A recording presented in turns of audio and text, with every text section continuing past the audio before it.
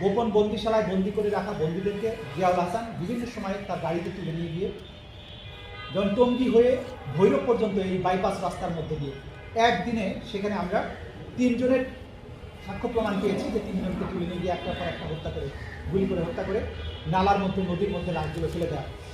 কিন্তু পরবর্তী সময় যেগুলো আরও পাওয়া যায় যে শীতলক্ষা নদীতে সে কয়েক শত মানুষকে গুলি করে হত্যা করে তাদের পেট কেটে নাড়িগুলি ফেলে দিয়ে ইট এবং সিমেন্টের বস্তা বেঁধে দিয়ে লাশ ফেলে দিয়েছে। শীতলক্ষাতে যখন 7 মার্ডারের পরে যখন এই লাশটা ভেসে ওঠে তখন তারা আতঙ্কিত হয়ে যায় যে ভবিষ্যতে এরকম ভেসে ওঠা আরও লাশ বের হতে পারে, সেই আতঙ্কে তখন তারা স্থানটা পরিবর্তন করে। তখন এটা চলে যায় বড় নদীতে, অর্থাৎ বরিশালের বরগুনাতে চরদুয়ানি নামে একটা ঘাট আছে, সেখান থেকে খালের মধ্যে করে ট্রলারে করে লোকদেরকে নিয়ে বলেশ্বর নদীতে যাওয়া হতো প্রথম,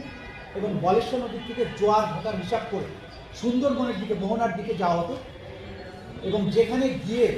গভীর সাগরের যে অংশে লাশটা ফেললে লাশগুলো পুনরায় ভেসে ওঠার কোনো আশঙ্কা নেই সেরকম জায়গায় গিয়ে সব বন্দীদের হাত পা বাঁধা অবস্থায় তাদের জনচুপি করানো থাকতে তাদের জনচুপিটা খুলে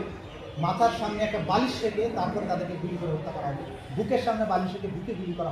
করা হতো। এরপরে মরে যাওয়ার সাথে সাথে তাদের পেটটা কমান্ডো নাইফ দিয়ে চিরে ফেলা হতো, নারীগুলিগুলো ফেলে দেওয়া হতো,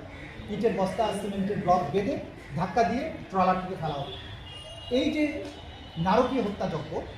এগুলো যারা সাথে থেকে এগুলো প্রত্যক্ষ করেছেন, যে সমস্ত মাঝিরা ছিলেন তারা এখানে সশরীরে সাক্ষী দিচ্ছেন, যে সমস্ত অফিসাররা তার সাথে গিয়েছিলেন তাদের অনেকেই সাক্ষী দিয়েছেন, এবং এর মাধ্যমে তারা বলেছেন যে এই সব লোকদের পরিচয় আমরা জানতাম। দেখা গেল একদিন 8-7 লোককে নিয়ে গেছে, তার মধ্যে 2 জনকে সুন্দরবনের ভেতরে ঢুকিয়ে আগে গুলি করে হত্যা করে ফাঁকা আওয়াজ করতে গুলি দিতে, এখানে অনেক বন্দুক যুদ্ধ হয়েছে। তারপরে সাংবাদিকদের নিয়ে বলেছে যে 3টা লাশ পড়ে আছে, ওই 3টা লাশ ক্রস ফায়ারে মারা গেছে বলে তারা আবার নৌকায় করে ফেরত নিয়ে এসে বিভিন্ন থানাতে জমা দিত যেগুলো ক্রস ফায়ারে মারা গেছে। কিন্তু 10 জন নিয়ে গেল, 3টা লাশ ফেরত দিল, বাকি যে 7 জন যারা বিভিন্ন স্থান থেকে তাদেরকে গুম করা হয়েছিল তাদের অস্তিত্ব যাতে বোঝা না যায় তাদেরকে গুলি করে তাদের লাশটা সাগরের মধ্যে ফেলে দেওয়া। এই জন্য আমরা বলেছি যে এগুলো অজ্ঞাতনামা। অজ্ঞাতনামা হলে অপরাধ হবে না তা কিন্তু নয়। সাক্ষীরা সবাই বলছে, যারা সাথে থেকে ধরেছে বন্দীকে, যারা রক্ত পরিষ্কার করেছে, তারা বলেছে যে এরকম 10 জন লোককে ফেলা হয়েছে, আজকে কালকে 15 জন, কালকে 10 জন, কালকে 20 জন, 3 জন, 4 জন, এইভাবে শতাধিক মানুষকে হত্যা করে পেট ছিঁড়ে লাশ ফেলে দেওয়ার চাক্ষুষ সাক্ষী আমাদের কাছে সাক্ষী দিয়েছেন,